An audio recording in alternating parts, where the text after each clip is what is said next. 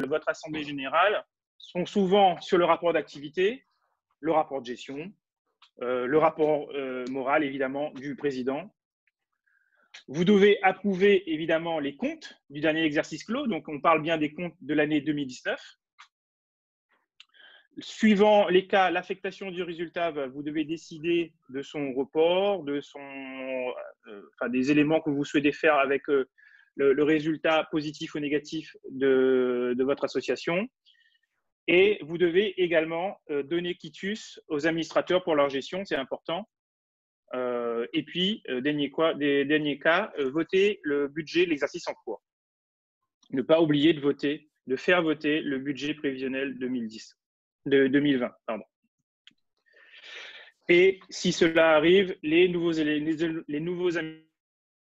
administrateurs, il faudra quand même contribuer au vote, bien que Jean-François nous l'a signalé, il y a une spécificité par rapport aux fédérations sportives. Donc là, il faudra se rapprocher évidemment de vos fédérations pour savoir s'il y a renouvellement ou pas des membres du conseil d'administration. Et puis, vous rajoutez tous les autres points à l'ordre du jour qui concernent votre association en fonction de votre actualité et des éléments que vous avez besoin de faire voter. Alors, on va rentrer dans le vif, les modalités de réunion des instances. Donc, je vous ai dit qu'il faut se référer absolument au statut, voire au règlement intérieur. Généralement, évidemment, toutes ces réunions se font en présentiel. Donc, la nouveauté, Jean-François l'a dit, c'est l'ordonnance 2020. Alors, j'arrive pas bien à lire parce que voilà, 2020-321 du 25 mars 2020. Donc, c'est très récent. Vous permet de tenir de manière dématérialisée toutes les réunions du conseil d'administration et d'assemblée générale, sous réserve, évidemment, de mettre en place des moyens de visioconférence, des moyens de conférence téléphonique également, pour pouvoir mettre en place vos réunions. Donc, malgré que vos statuts ne précisent pas que cette possibilité est offerte, cette ordonnance vous permet de passer outre vos statuts, et c'est une grande nouveauté. Cette ordonnance vous permet de tenir votre assemblée générale et vos conseils d'administration de manière dématérialisée. Alors, je reviens sur mon PowerPoint. Alors, qu'est-ce qui se passe si votre assemblée générale ne peut pas se tenir avant le 30 juin 2020 ? Donc, comme je l'ai dit précédemment, il y a des structures associatives qui ont obligation de le faire dans les 6 mois. Il y a, par le biais des ordonnances, je vais y arriver, un assouplissement qui a été fait par mesure gouvernementale par rapport à la situation exceptionnelle que nous rencontrons. Donc, cette ordonnance, la numéro 2020-318 du 25 mars 2020, vous laisse un délai supplémentaire de 3 mois, soit jusqu'au 30 septembre 2020, pour pouvoir réaliser l'approbation des comptes et donc la tenue des assemblées générales. Donc, on a 3 mois supplémentaires. Donc, on a encore du temps pour s'organiser. On a encore du temps pour transmettre ces éléments aux instances. Donc, par ordonnance du 25 mars, vous avez un délai de 3 mois supplémentaires pour pouvoir donner à vos fournisseurs, enfin, pardon, pas à vos fournisseurs, mais aux personnes qui vous ont octroyé des subventions. Vous avez 3 mois de délai supplémentaire pour pouvoir leur donner les documents. Je passe aux questions-réponses. Alors, pour une association reconnue d'utilité publique et qui doit soumettre à son assemblée générale… Oui, pardon, Samuel ? En fait, tu fais une question-réponse entre toi et toi.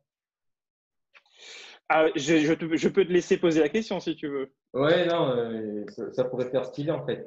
Du coup, alors, Jimmy, qu'en est-il pour une association réglementée comme une association reconnue d'utilité publique qui doit soumettre à son assemblée générale de 2020 une modification statutaire ou la ratification d'une décision relative à l'acquisition ou l'aliénation d'un bien immobilier, par exemple? Bon, j'aurais pu faire plus court, mais bon. Effectivement, c'est un peu long, mais en même temps, ça reprend tous les éléments essentiels.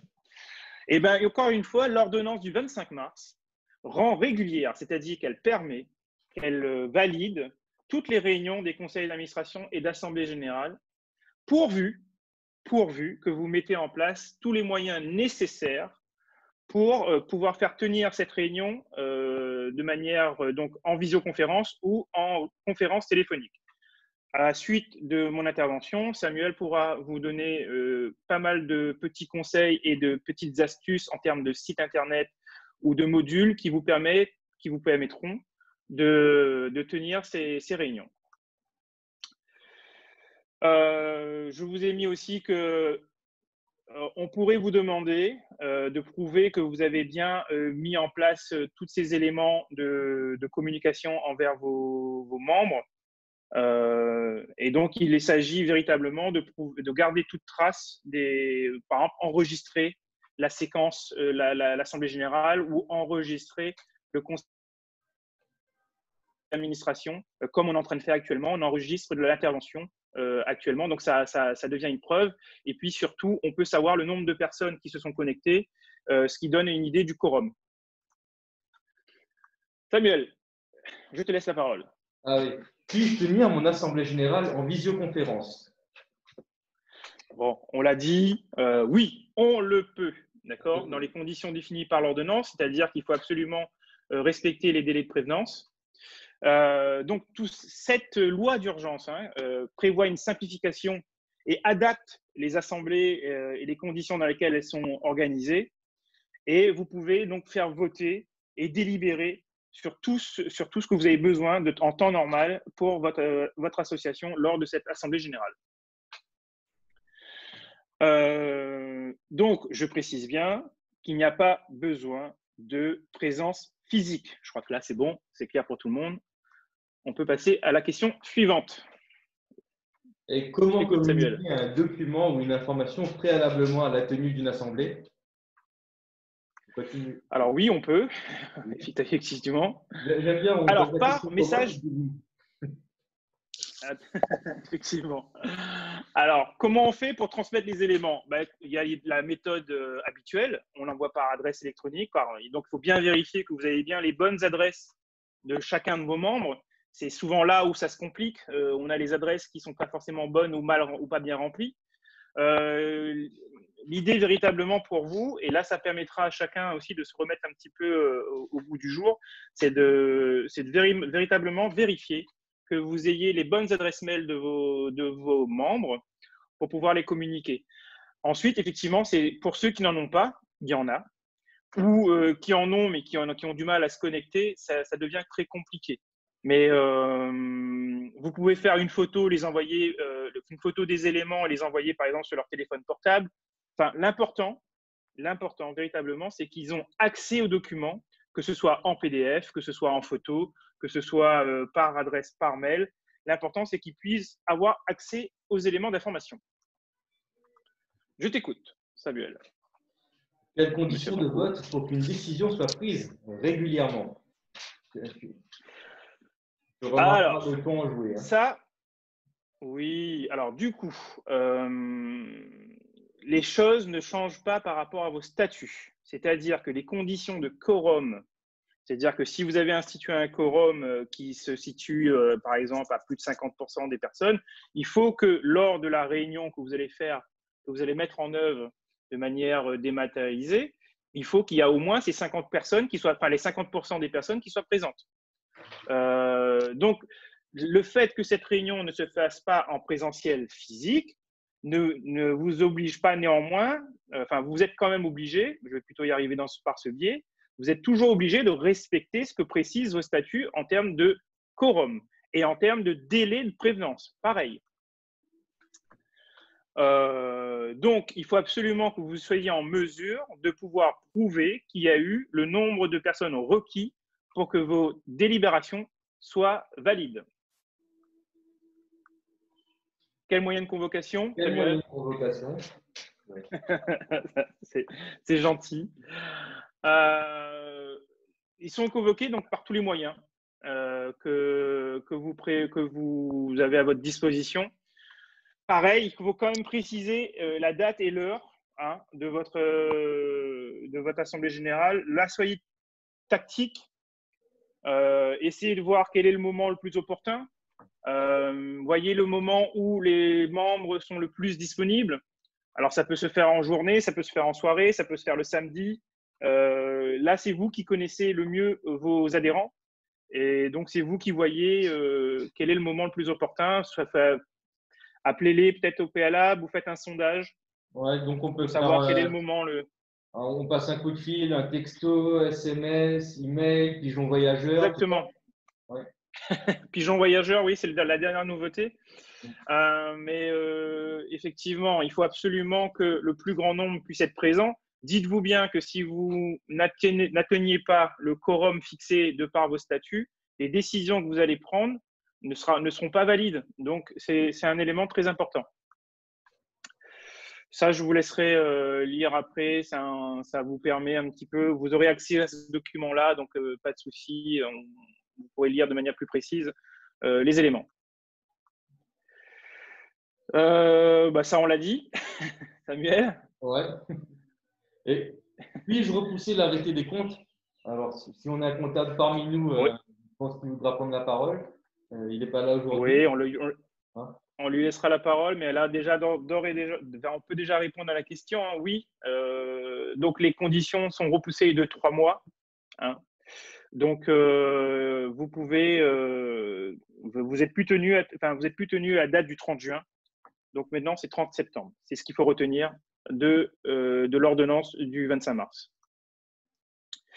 Et peut-être petite information, cette mesure, bien qu'elle est l'ordonnance date du 25 mars, elle vaut pour tous les conseils d'administration qui pourraient être tenus ou qui devaient se tenir à partir du 12 mars.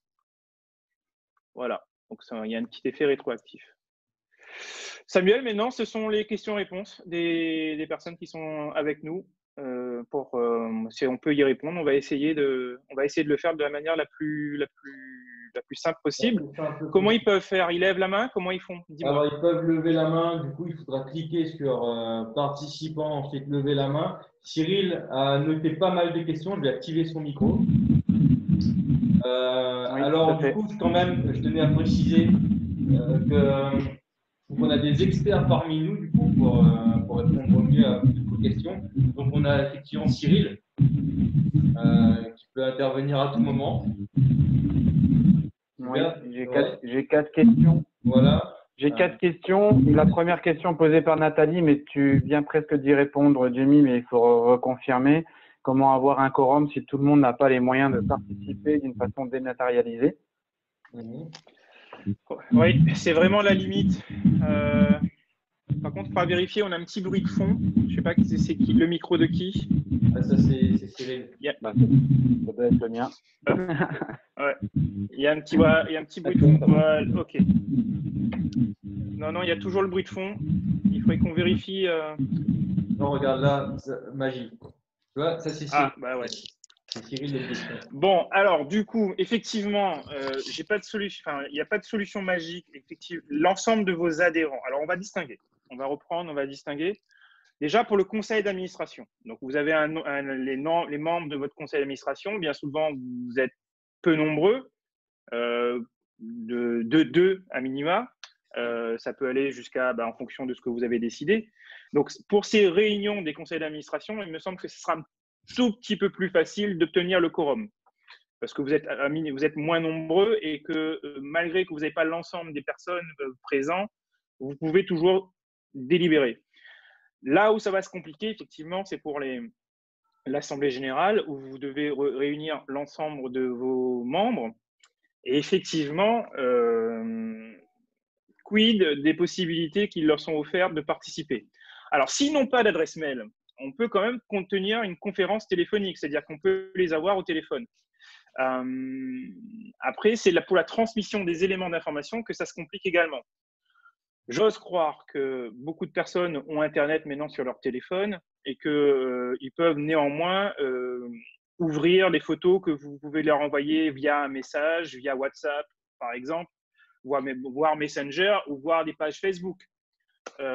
L'important pour vous, c'est de pouvoir justifier le fait que vous ayez pu transmettre les éléments d'information, qu'ils aient pu prendre connaissance et qui peuvent, par un moyen ou un autre, apporter un vote vis-à-vis de ces éléments-là. Ouais. Voilà. Alors, du coup, après, moi, je vais vous montrer aussi quelques logiciels, histoire d'organiser au mieux les différentes AG à distance en couplant visio et appel téléphonique. Ça, je vais vous montrer dans un petit instant. Alors, bien sûr, on a d'autres experts parmi nous. Nous avons notamment Julien, au cas où, que je peux solliciter à n'importe quel moment. Nous avons Michael aussi dans un coin de l'image quelque part, vous voyez, c'est le voilà, effectivement, Michael. Et nous avons aussi une autre experte avec nous, Frédéric Gontier, avec un joli fond rose derrière. Je vais activer ton micro, Frédéric Gontier. Est-ce que tu peux te présenter succinctement et éventuellement faire un petit commentaire sur ce qu'on vient de dire en fait?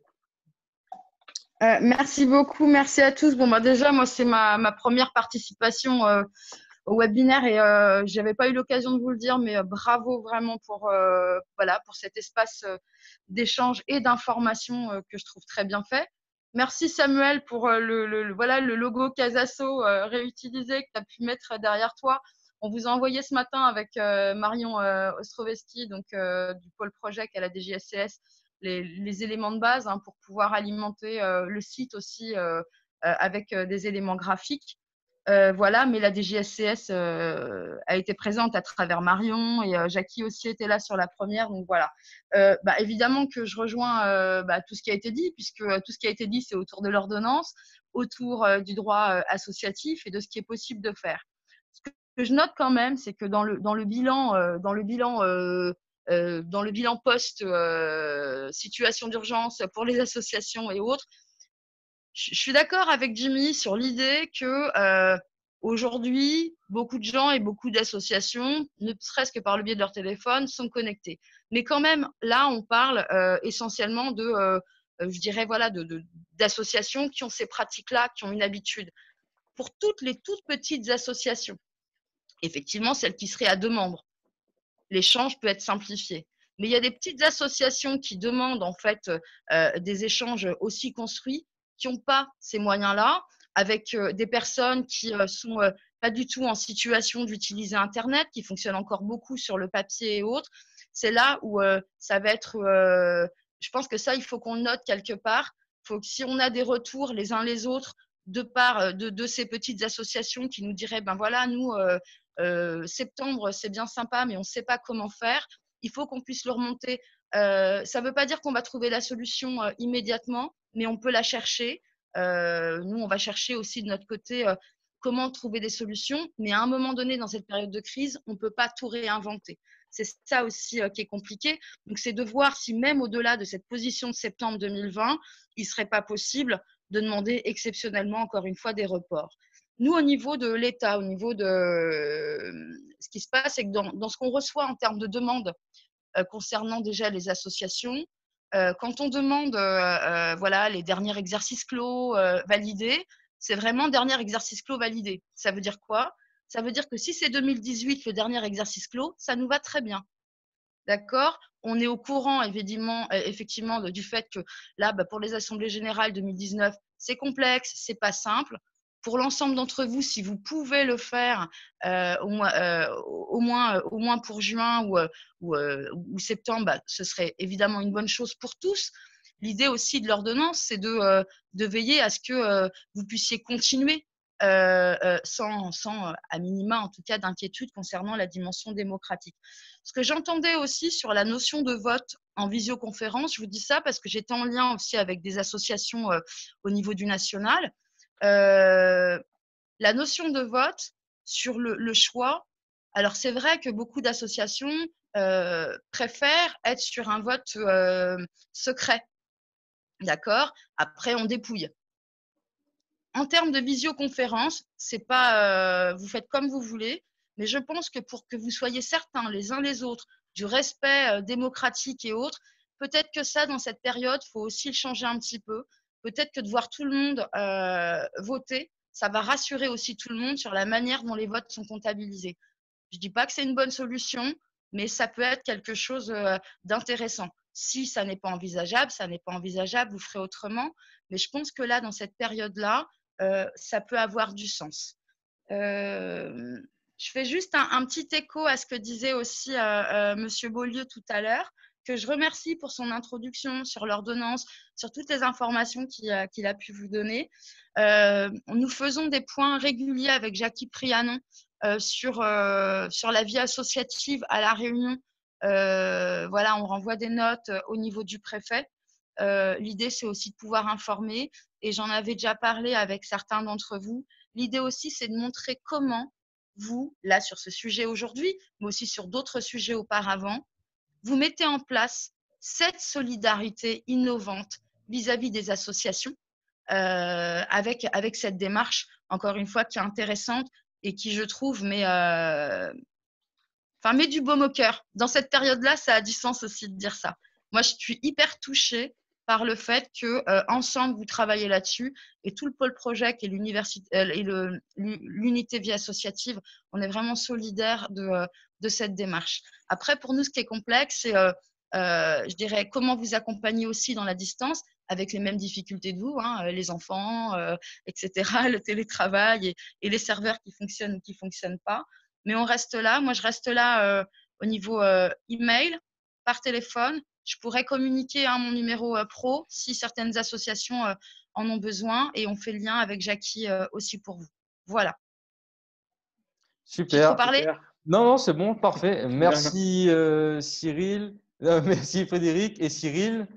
Tu avais encore 2 ou 3 questions. Jean-François t'a demandé la parole. On répond aux quelques petites questions. Après, je te redonne la main si possible. Claudine, il est super beau ton gamin, j'adore. Cyril, on t'écoute. Oui, j'ai quelques questions, notamment Christelle du CRI JCE. Comment se feront les votes si demande de vote à bulletin secret? Effectivement, c'est vraiment dites-vous bien quand même que les ordonnances permettent, si vos statuts le précisent, il faut quand même respecter ces statuts, sauf que l'ordonnance précise quand même qu'on peut adapter les mesures. Si les gens insistent pour pouvoir voter par mesure de confidentialité, je n'ai pas de solution là tout de suite, j'avoue. Après, si c'est par visio, il existe quelques petits logiciels qu'on peut intégrer en fait dans les espaces de discussion afin de procéder en fait à des petits votes. À des petits votes secrets. Donc, ça, il y a moyen aussi de mettre en place. Ça pourrait faire l'objet effectivement d'une prochaine intervention, ou bien je pourrais mettre un petit tuto sur Casasso à disposition pour les assos. Ça peut être intéressant. Donc, ouais, à réfléchir. Mais il y a moyen, en fait, à travers le numérique, d'utiliser quelques petits logiciels pour essayer de respecter au mieux le vote à bulletin secret. Oui, il y a plusieurs logiciels, en tout cas, nous-mêmes, par exemple, au CRAGEP, on a changé ça, on a ajouté ça sur nos statuts précédemment, d'autoriser le vote électronique à partir du moment où l'outil a été décidé collectivement par l'ensemble des membres et qu'il n'y a pas de contre-indication des membres, l'outil est validé, et ensuite le vote électronique, il se valide, il est accepté par tous. J'ai une autre question, du coup, de Julien, Pagès de Gézaren. Est-ce qu'un membre ayant droit de vote à une assemblée générale et ne pouvant y assister par visioconférence peut donner oralement par téléphone procuration à un autre membre? C'est intéressant. Ouais. On a un expert. Jimmy, oui. Alors, normalement, non. Je vois qu'il y a Frédéric qui fait non, non, non. Non, en fait, une procuration s'envoie directement par écrit. Donc, on peut effectivement valider une procuration par écrit, mais pas par téléphone directement. Ça, je pense qu'il faut se protéger là-dessus, quoi. Je crois qu'il y a Frédéric qui veut dire un mot là-dessus. Ouais. Oui, respecter je dirais la parole, la démocratie associative. Effectivement, ça exige quelques petites choses. Donc, pour la procuration par téléphone, même si l'ensemble des membres l'entendent, si demain il y avait une remise en question, c'est tribunal administratif. Donc, c'est pour ça que c'est compliqué. En revanche, le mail fait foi. quelqu'un qui donnerait procuration par mail sans qu'il y ait un document joint papier signé en PDF, par exemple, juste dans le corps du mail, le mail peut faire foi. Donc, ça peut être une solution, à condition que tous les autres membres soient en copie de voilà, je donne procuration à telle et telle personne. Et plus tard, après le confinement, de pouvoir imprimer cette page mail et la joindre aux documents administratifs de l'association. On est effectivement dans une période qui est compliquée. Ça aussi, ça fait partie des choses qui ne vont pas nous être interdites, je dirais, et qui vont vous protéger aussi. Tout à fait. Il faut vraiment l'idée, c'est de se protéger. Je suis d'accord avec toi, Frédéric. Dites-vous bien qu'il faut que vous soyez en mesure de pouvoir justifier de tous les votes qui ont eu lieu, que ce soit par procuration ou par mail que vous avez reçu. Donc, gardez toute trace afin que toutes les décisions qui ont été entérinées soient véritablement valides et que vous ne soyez pas mis en difficulté par la suite. Génial. D'autres questions, Alors, le Cyril ? webinaire avance. On s'était fixé à peu près 45 minutes. Je pense qu'on va un peu déborder. Si vous avez d'autres questions, n'hésitez pas. Cyril, tu en as d'autres? Oui, tout à fait. Mais c'est juste pour répondre plutôt à Willy qui pose la question. D'habitude, traditionnellement, il y en a beaucoup d'associations qui font les prises de cotisation le jour même de l'Assemblée générale. Et là, qu'est-ce qui est prévu pour ça? J'ai envie de dire à Willy qu'il y a la possibilité d'envoyer ses cotisations avant et d'enregistrer avant. C'est juste une formalité administrative pendant l'Assemblée générale. Il y a quand même beaucoup d'assemblées générales qui se font où les cotisations s'envoient par courrier avant ou par virement avant. Donc, du coup, il n'y a pas nécessairement besoin d'attendre une rencontre physique avec les personnes pour qu'ils prennent leurs cotisations. Voilà. Super. Alors, il y a Jean-François qui va intervenir et Régis qui désire apporter sa pierre à l'édifice ce matin. Donc, juste après Jean-François et Régis. Oui. Oui, moi j'avais noté 2 ou 3 points, mais tout d'abord sur la confidentialité des scrutins au niveau des délibérations. Généralement, dans les statuts que je connais un petit peu au niveau du sport, le scrutin à bulletin secret s'impose et on ne peut pas faire autrement que lorsqu'il y a des votes d'adhérents ou notamment pour renouvellement sur des candidats, sur des votes de personnes. Là, il y a confidentialité. Par ailleurs, les fédérations ont mis en place des outils permettant justement des votes électroniques où la confidentialité est assurée. Et on devrait aller dans ce sens-là. Voilà ce que j'avais à dire sur la confidentialité des votes sur des personnes. Après, j'avais un autre point. Tout à l'heure, on a parlé d'utilité publique. La notion d'utilité publique, il y a très, très peu d'associations qui sont d'utilité publique. La plupart de nos associations sont d'intérêt général. Ensuite, concernant les ajours des cotisations, ajour des cotisations, je pense qu'actuellement, nous, lorsqu'on lance une assemblée générale, 15 jours ou 3 semaines avant, s'il y a des dettes, le club doit se mettre à jour et on peut procéder par virement, généralement. Voilà les questions qu'on avait. Sur la notion d'accusé-réception aussi, par rapport au mail, là aussi, sur les convocations, les fédérations ont mis en place un certain nombre d'outils qui permettent de valider la notion d'accusé de réception. Voilà. Génial. Merci beaucoup, Jean-François. Régis, ton micro est ouvert. Régis, toujours la même personne. Ça n'a pas changé. Bonjour, merci de me laisser la parole. Non, je voudrais juste faire un petit complément par rapport à toutes ces informations précieuses qui sont données aujourd'hui. Fin d'année dernière, France Active Réunion, donc, qui porte le DLA, a mis en place un accompagnement collectif pour les associations employeuses. Autrement dit, on va lancer une communication dès que possible sur un accompagnement qui porte sur l'agilité et les outils numériques. Autrement dit, comment dans une association on peut mettre en place plus de souplesse dans la prise de décision et notamment lié aux outils numériques. Donc malheureusement, on ne l'a pas lancé parce qu'il y a eu cet événement-là au mois de mars, mais c'était prévu. Donc pour la crise en soi, on est tous confinés, on ne pourra pas intervenir. Après le confinement, j'espère qu'on aura la possibilité de compter sur un maximum de participants, en tout cas à ces accompagnements-là. C'est déjà prévu et du coup, voilà, ça pourrait vraiment être complémentaire à tout ce qu'on voit aujourd'hui.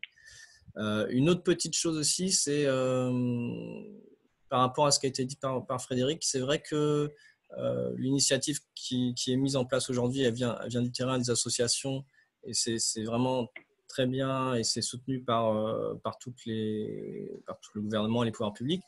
Ce que j'aurais envie de dire, c'est du coup, peut-être c'est un message à faire remonter, c'est de nous laisser aussi plus de souplesse parce qu'on a beaucoup de contrôles, beaucoup de choses qui sont vérifiées sur le temps passé, sur les postes, et du coup pouvoir avoir un peu plus de temps pour développer justement ces possibilités-là de formation sur les outils numériques, sur les décisions, enfin les choses qu'on ne connaît pas, et même cette possibilité-là de communiquer entre nous, donc de dégager du temps. Ça aussi, pour moi, ce sera un message de donner plus de souplesse aux associations pour qu'elles puissent, dans leur budget, dans leurs fonctions, aller sur des choses innovantes comme ça.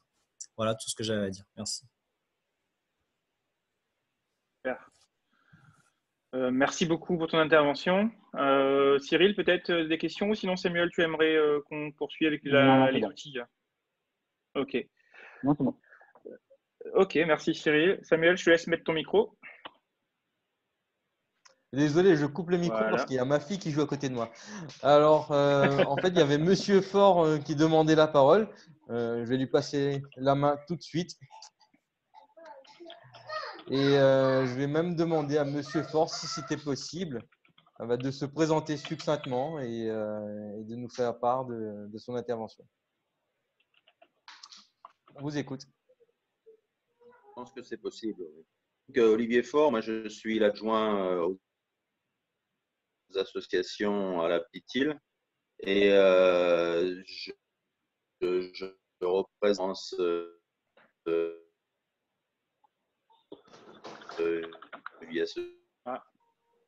Alors, la connexion est un peu mauvaise. de Ferrières. La MDR n'a pas. Ouais, c'est Léo. Oui. Non, malheureusement. Vous m'entendez quand même? Là, ça va mieux. Difficilement, oui. Non, ça va être compliqué là. Difficile? Ouais. Ce sont les aléas, malheureusement. Voilà. Ou sinon, vous pouvez mettre malheureusement, non. votre intervention. Par contre, on peut proposer à Monsieur Faure de nous écrire cette intervention-là et de pouvoir l'ajouter dans le compte rendu. En tout cas, merci beaucoup quand même pour votre. On va faire ça. Ah, ça va mieux, on dirait. Ça va. Et ensuite, j'irai dans le dossier. Ok. Il y a Jimmy, j'ai quand même. Ça va mieux. Jimmy, excuse-moi, j'ai quand même une dernière question. On me relance parce que c'était pas trop clair. Mais finalement, la question, est-ce qu'on peut organiser une assemblée générale en visio? Est-ce que c'est faisable ou pas? Est-ce que c'est légal ou pas? Ça n'a pas l'air d'avoir été très clair. Voilà. Ah oui, l'ordonnance prise le 25 mars permet, malgré que cela n'est pas noté dans vos statuts, l'ordonnance, ce qui est quand même extraordinaire, parce que cette ordonnance va au-delà de vos statuts. On se rend compte quand même que cette ordonnance prend le pouvoir sur vos statuts, ce qui est très nouveau dans la loi 1901. Mais toujours est-il que vous pouvez, et vous devez, si vous devez absolument le faire, vous pouvez organiser vos assemblées générales, mais vos conseils d'administration également, par exemple en utilisant l'outil Zoom. C'est tout à fait valable et tout à fait possible. D'ailleurs, juste après à la suite de ce webinaire, on va vous présenter quelques outils de communication qui sont gratuites, accessibles et pas lourdes au niveau logiciel. Voilà, merci Cyril. Donc c'est bien pour l'ensemble des assemblées générales électives sur les postes et de toute manière, il y a des votes dans chaque assemblée générale. Ce que je voulais dire, c'est que le vote par bulletin secret n'est obligatoire que s'il est noté dans vos statuts. On est bien d'accord que si dans vos statuts, il n'est fait pas mention, souvent on a tendance à dire dans le silence des statuts, vous pouvez organiser un vote à main levée, malgré que ce soit pour le vote des personnes. Si les statuts ne le précisent pas ou ne l'obligent pas, vous pouvez très bien faire des votes à main levée ou simplement… c'est que vos statuts qui vous obligent à faire quoi que ce soit. Là-dessus, référez-vous à vos statuts, simplement. Par contre, Jimmy, il n'y a que toi qui utilise l'expression dans le silence des statuts. Hein. Ah bon? Oui, je suis désolé. Très bien, désolé. Alors, si on avait des petites… alors, si on a des petites interventions, c'est le moment. Ensuite, moi, ce que je peux faire, c'est que je vais prendre pas plus de 45 secondes pour vous présenter les 2-3 petits outils du coup, pour faire les visios en ligne. Oui, donc j'attends s'il y a des questions. Non, c'est bon. Ok, Morgane, merci pour ce partage d'informations. Hello Asso, exact, génial. Ok, bon, parfait. Alors, si vous le voulez, là, je prends du coup les 45 secondes et vous pourrez bien sûr après nous contacter via la plateforme Casasso pour avoir des précisions ou bien si vous voulez un petit tuto sur l'utilisation de ces logiciels-là, il n'y a pas de souci. Alors, tout de suite, est-ce que vous voulez du coup découvrir ces logiciels-là pour faire les visios ou pas? J'ai pas vu de tête faire ça ou j'ai pas vu faire ça. Si c'est oui, il faut juste faire ça. Allez, Samuel, montre-nous. Parfait. J'aime bien, j'aime bien. Alors, hop là. Donc 2 secondes. En attendant, ce que tu peux faire, Jimmy, c'est essayer de combler le silence là, comme ça. Il y avait une question qui disait qu'est-ce qu'on pouvait scinder les assemblées générales, d'en faire une de manière globale et d'en faire une deuxième pour les élections. Ce que j'ai envie de vous dire, c'est que c'est le conseil d'administration qui doit faire l'invitation et les convocations à l'assemblée générale. Si le conseil d'administration décide de scinder les éléments, c'est-à-dire de rester sur la partie traditionnelle des éléments, comme j'ai précisé au début, c'est-à-dire le vote des activités, le vote du bilan d'activité, le vote, le rapport moral, etc. Si vous voulez faire une assemblée générale uniquement là-dessus et de reporter le vote de l'assemblée générale concernant l'élection, si le conseil d'administration est serein et décide de ça, vous pouvez tout à fait le faire. En tout cas, dans l'année, on parle bien pour le 2020. Il faut absolument quand même que si vous avez une assemblée générale élective en 2020, vous serez quand même tenu de la faire en 2020. Voilà. Alors, tout de suite, c'est bon pour toi présentation express. Jimmy, moi je te coupe, désolé. Présentation express. Du coup, ce sont des logiciels que j'ai pu utiliser précédemment. Donc, alors il y a Join Me, qui est vraiment pas mal. Coronavirus oblige. Effectivement, généralement, on est sur des versions payantes. Mais jusqu'au mois de juillet, vous pouvez utiliser cette application gratuitement. C'est très, très simple d'utilisation. Il suffit d'appuyer sur démarrer la réunion, de se connecter au logiciel et vous pouvez commencer une réunion avec plus de 100 participants sans installer de logiciel. Il vous proposera effectivement d'installer un logiciel, mais vous n'avez pas du tout obligation de le faire. Vous pouvez le faire depuis votre navigateur. Ensuite, Hangout, je ne sais plus comment dire, on va dire Hangout Meet, propose du coup toujours dans le cadre du coronavirus, comme pour Join Me jusqu'au 1er juillet 2020, les fonctionnalités avancées de Hangout sont gratuites. À savoir quand même que si vous avez la suite Google, Hangout Meet est déjà gratuite pour mettre en place vos différentes réunions et webinaires. C'est assez sympathique, assez pro. Après, c'est Google.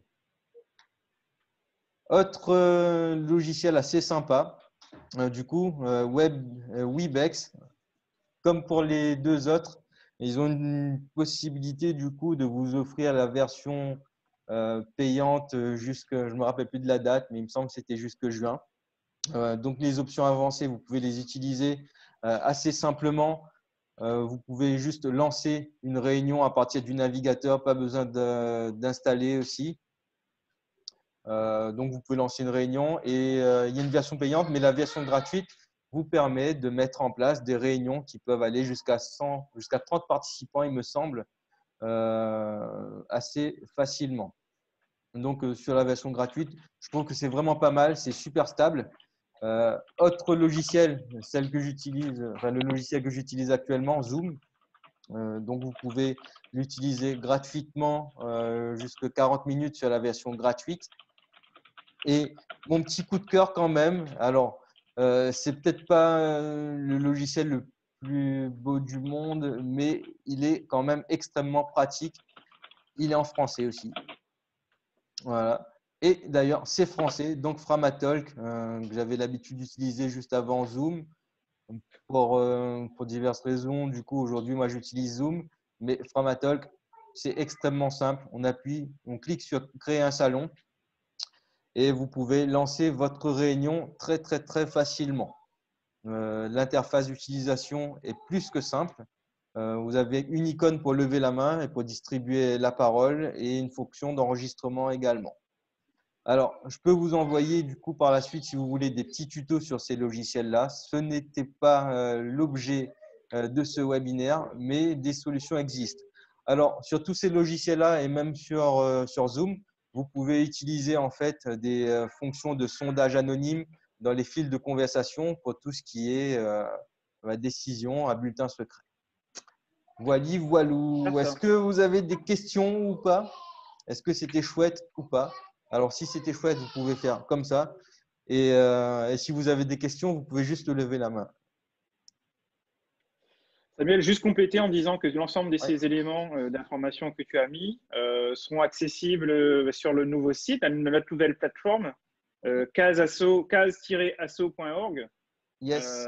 C'est la nouvelle plateforme que le collectif autour du MAR, du mouvement associatif réunionnais, a mise en place. On retrouvera l'ensemble des partenaires associatifs sur ce site et l'ensemble des éléments qui concernent la vie associative sur une seule plateforme, ce qui vous permettra d'aller chercher sur différents éléments. Et il est intéressant de tout regrouper et c'est pour ça que le collectif Casasso, dont tu as la belle photo derrière toi, Samuel. Moi, j'ai pas droit à ça, mais toi, tu as le droit. On réglera nos comptes après. Mais toujours est-il que c'est une nouvelle plateforme qui est super intéressante pour toutes les associations de l'économie sociale et solidaire, mais de toutes les associations de manière générale, pour pouvoir accéder à un certain nombre d'informations et de retrouver nos webinaires qui ont été réalisés jusqu'à maintenant et celui qui est en cours. Voilà, peut-être que Cyril voulait… Cyril, pour conclure, oui, il ne faut pas hésiter aussi, à utiliser. Il ne faut pas hésiter aussi à utiliser l'adresse email contact@casasso.org pour nous remonter toutes vos difficultés que vous pouvez rencontrer, car dans le collectif, on est plusieurs à avoir nos liens avec le national pour faire remonter ça. Il y a aussi des questionnaires qu'on vous diffuse assez régulièrement, notamment le questionnaire national du mouvement associatif qui nous permet aussi de recueillir des informations hyper importantes. Et comme l'a dit Frédéric et plusieurs personnes, il est important d'interpeller le national pour pouvoir justement avoir des mises en application, des mesures gouvernementales pour nous aider aussi dans cette période-là en tant qu'association. contact@casasso.org. Génial. Monsieur Faure, vous voulez tenter un dernier au revoir? C'est ça? Ok, l'image est figée. Bon, on va dire que ce sera pour une prochaine. Est-ce que je peux clôturer, Cyril? Bien sûr. Oui. Bon, ben d'accord. Du coup, alors, je ne sais pas, je pense que ça va devenir une tradition. Donc, pour clôturer, je vais vous demander de vous applaudir, comme ça. Et je vais laisser les micros ouverts encore pendant 2-3 minutes. Donc, si vous voulez converser, il n'y a pas de souci. Si vous voulez calavarder, il n'y a pas de souci. Merci, au revoir, à la prochaine. Merci Samuel, à bientôt. À bientôt.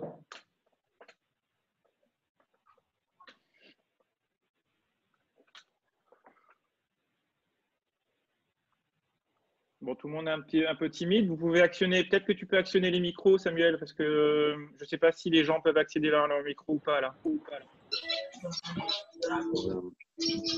Non. Non.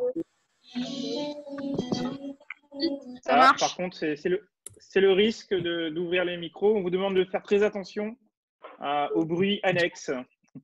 Bravo Jimmy. Merci à Cyril, tous. celui qui voit